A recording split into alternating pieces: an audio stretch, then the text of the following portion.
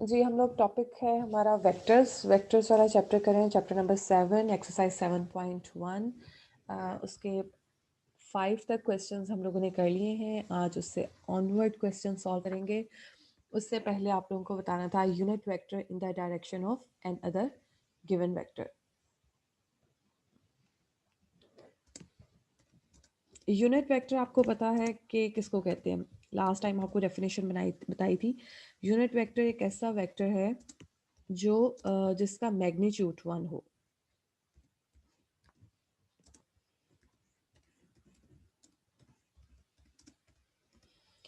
आज हम फाइंड करेंगे a unit vector in the direction of an other vector.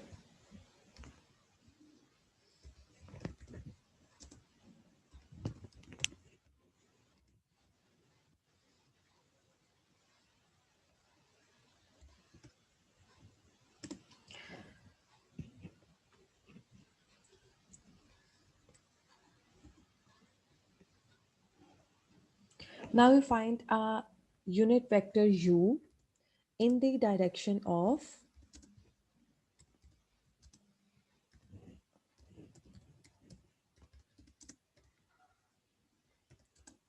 v। v vector की direction में हम u एक यूनिट वेक्टर फाइंड करेंगे और उसको फाइंड करने का तरीका क्या है, उसको आप इस तरह भी लिख सकते हैं।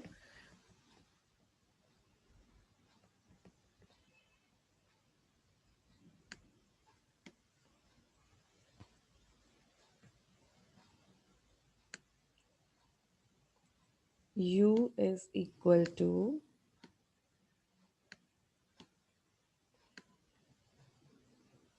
Vector v over vector v का मैग्नीट्यूड।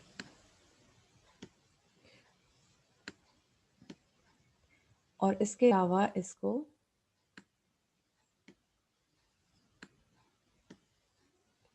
v कैप से भी रिप्रेजेंट किया जाता है। राइट, इस v कैप का मतलब है unit vector v and it is equal to vector v over its magnitude.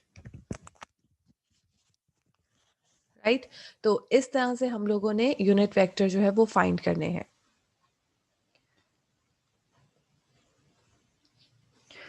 अब आ जाते हैं क्वेश्चन की तरफ। Question number 6।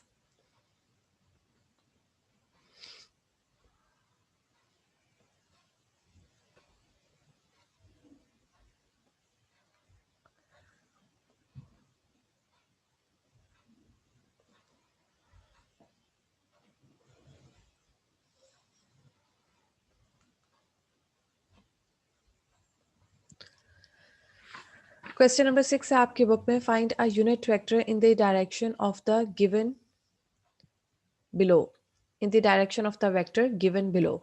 इसके 3 पार्ट्स हैं और तीनों पार्ट्स आपके सिलेबस में इंक्लूडेड हैं। फर्स्ट पार्ट है v is equal to 2i minus j।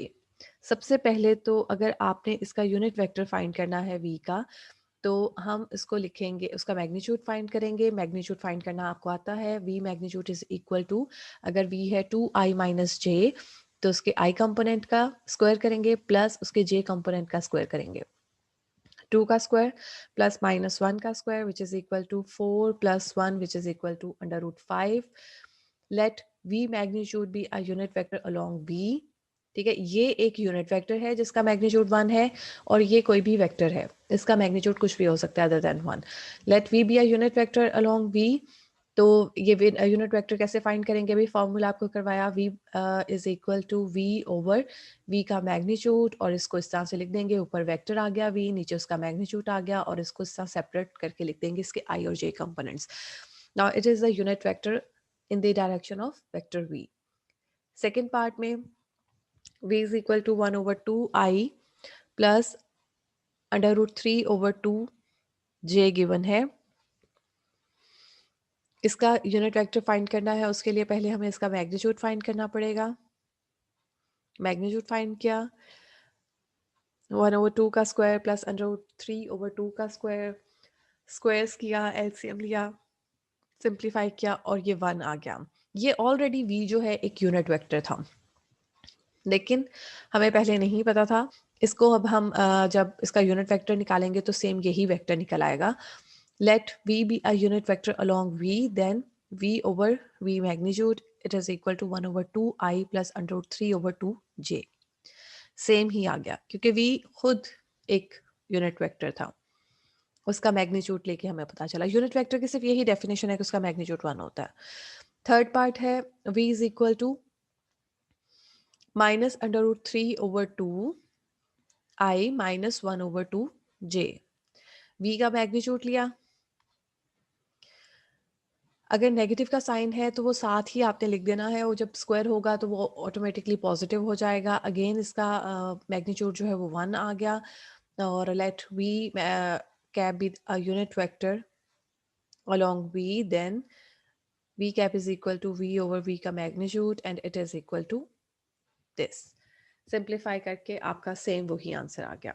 इस तरह से आपने यूनिट वेक्टर फाइंड करनी। नेक्स्ट क्वेश्चन है question number 9। if O is the origin, मैं क्वेश्चन पढ़ी हूँ बुक से, if O is the origin and OP is equal to AB, then find the point P when A and B are -3, 7 and 1, 0 respectively। इसमें जो definition use हुई है वो ये है, equal vectors O P is equal to A B. अगर दो vectors equal हैं उसमें एक चीज़ तो ये है कि उनकी डायरेक्शन सेम होगी, दूसरा उनका मैग्नीट्यूड सेम होगा। या आप इस तरह से कह सकते हैं कि उसका एक्स और सॉरी उसका एक्स कंपोनेंट या वाई कंपोनेंट की बजाय आपके आई कंपोनेंट और जे कंपोनेंट उसके दोनों के सेम होंगे, तब हम उसे कहते हैं कि ये दोनों वेक्टर्स इक्वल है। अब सॉल्व करने की तरफ आते हैं क्वेश्चन नंबर 9 को। जी, क्वेश्चन नंबर 9 में है ओ ओरिजिन है, जाहिर बात है उसके कंपोनेंट हमारे पास हैं O00, ए है -3, 7, बी है 1, 0, और एक ये चीज़ भी गिवन है कि O P is equal to A B. P हमें नहीं पता, let P X Y be the required point. P जो हमें नहीं पता उसे हमने एक्स वाई ले लिया बी द रिक्वायर्ड पॉइंट। तो because it is given to us that O P is equal to A B, तो अब ए बी आपको फाइंड करना आता है। दो पॉइंट्स हो तो वेक्टर कैसे फाइंड करते हैं, जो दूसरा है यानी ए बी है तो बी में से ए को माइनस करना है आपने, ठीक है। 1 + 3 आ जाएगा, आई यहाँ पर मैं आ रही हूँ ए बी फाइंड करने के लिए। 1 + 3i, 0 - 7j। इसी तरह ओ पी अगर आपने फाइंड करना है तो क्या आएगा, x - 0i + y - 0j। इस तरह ओ पी और ए बी की वैल्यू डाल दी। अब इसको सिंप्लीफाई करके लिख दिया, हमारे पास आ गया xi + yj is equal to 4i - 7j। अब इनको कंपेयर करेंगे। अभी मैंने आपको डेफिनेशन बताई है कि आई कंपोनेंट और जे कंपोनेंट इक्वल होते हैं इक्वल वेक्टर्स के।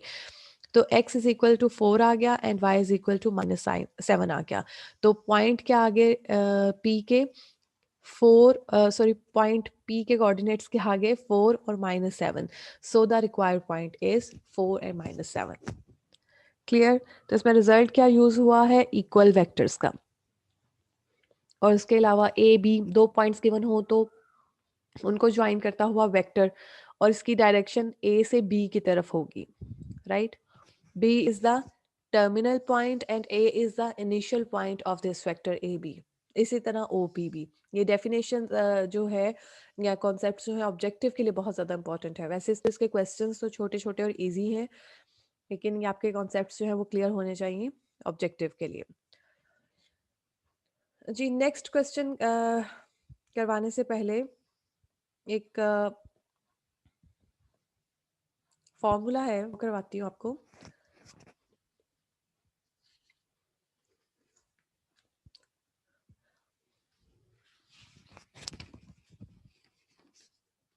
The ratio formula.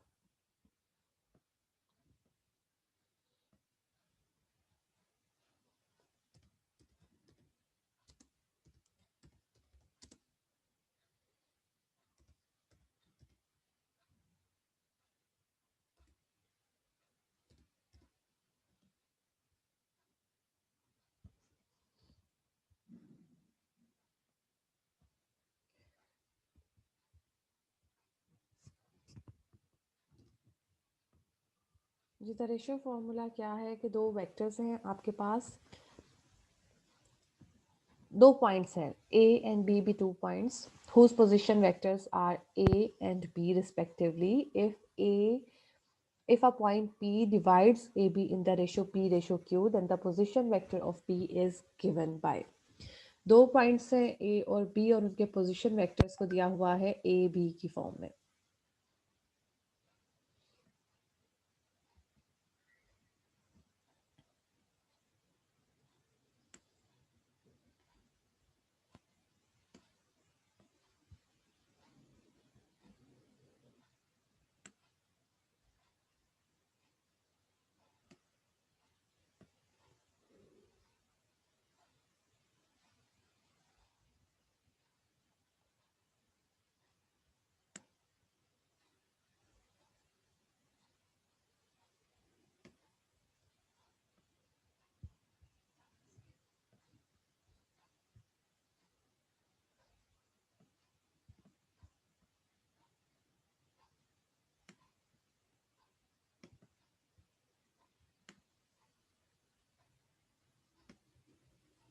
ये देखें, ये दो पॉइंट्स हैं A और यहाँ पर था B.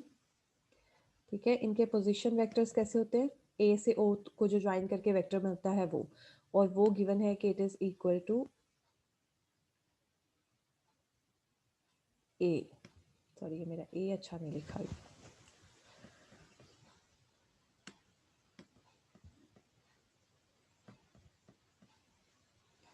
It is equal to A and it is equal to B.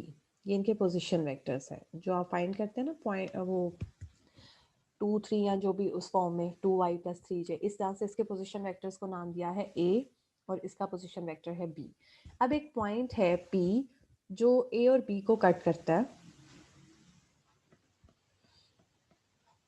उस पॉइंट से उसका भी पोजीशन वेक्टर बना लेते हैं. इन उस पॉइंट को O से ज्वाइन कर लेते हैं.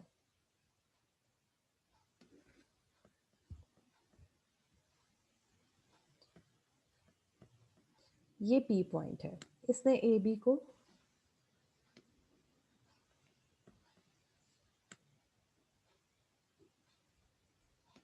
कट किया. किस तरह से कट किया है कि रेशो क्या है, यहाँ पर है P और यहाँ पर है Q.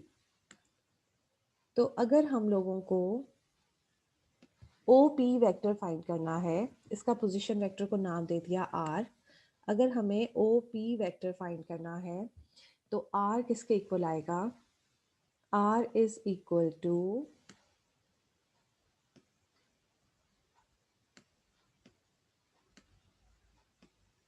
Q A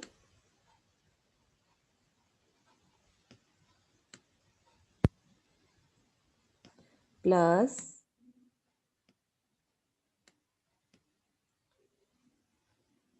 P B over P plus Q.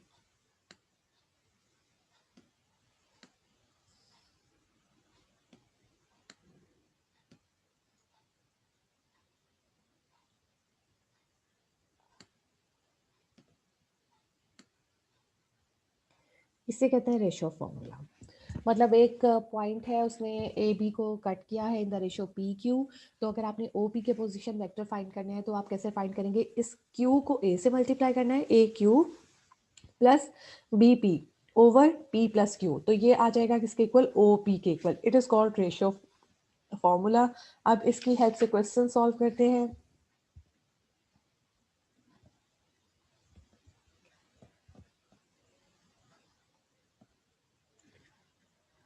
Ji, question number 11 है, if A B is equal to C D find the coordinates of the point A when points B C D are 1 2. Question number 12 है इससे related.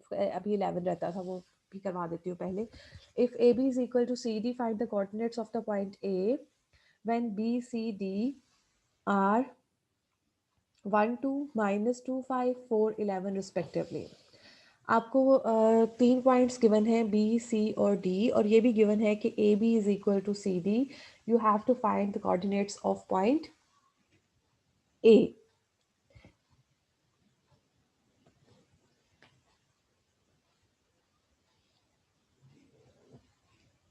ये बिल्कुल question number 9 ही की तरह का question है, question number 11, लेकिन ये मैं आपको करवा देती हूँ।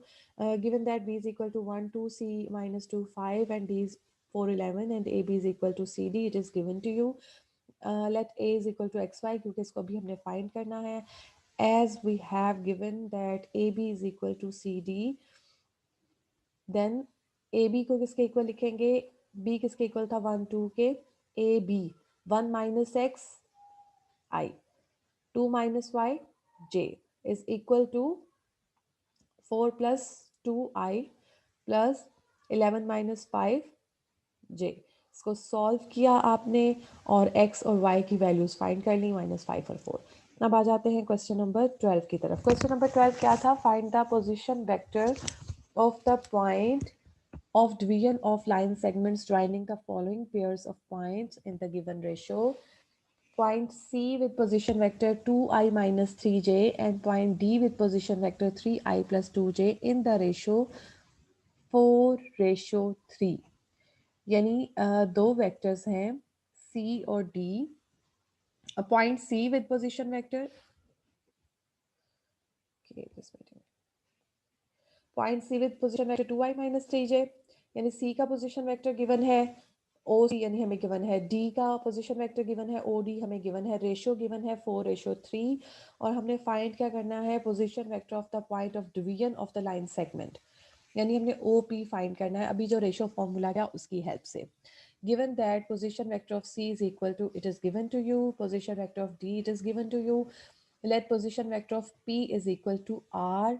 Let P divide CD in the ratio 4:3. Then R is equal to, ये फॉर्मूला आपके पास आ गया. ये फॉर्मूला क्या था?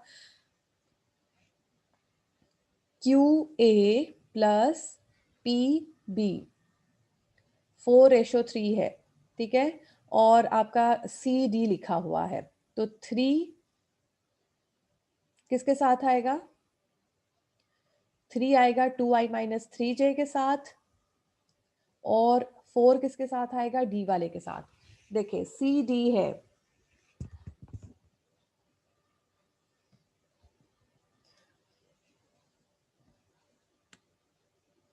ये लाइन सेगमेंट है CD, राइट, और ये आपके पास है 4:3. 4 वाले ने D के साथ आना है, 3 वाले ने C के पोजीशन वेक्टर के साथ आना है, बस ये आपने ध्यान रखना है. 4 into 3i plus 2j plus 3 into 2i minus 3j, और नीचे आ जाएगा 4 plus 3, sum of the ratios, उसको सॉल्व किया और R आपने पोजीशन वेक्टर फाइंड कर लिया. नेक्स्ट पार्ट है इसका, गिवन दैट,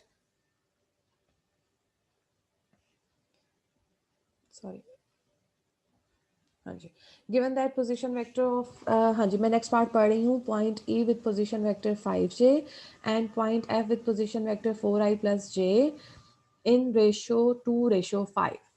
अब EF है, P divides EF in the ratio 2:5, और पोजीशन वेक्टर्स E और F के हमें गिवन है. R हमने फाइंड करना है. क्या करेंगे? 2 को F से मल्टीप्लाई करेंगे और 5 को E से मल्टीप्लाई करेंगे. That's it. सिर्फ ये दरम्यान में प्लस का साइन आना है. पहले कौन सा लिख रहे हैं, बाद में कौन सा लिख रहे हैं, इससे भी फर्क नहीं पड़ेगा, लेकिन सिर्फ इस तरह से आपने क्रॉस करना है, जैसे मैंने भी आपको समझाया, यहाँ पर भी समझाया हुआ है. इस तरह से आपने R जो है वो फाइंड कर लेना है जी. और इसके साथ ही हमारी exercise according to the smart syllabus खत्म हो गई है.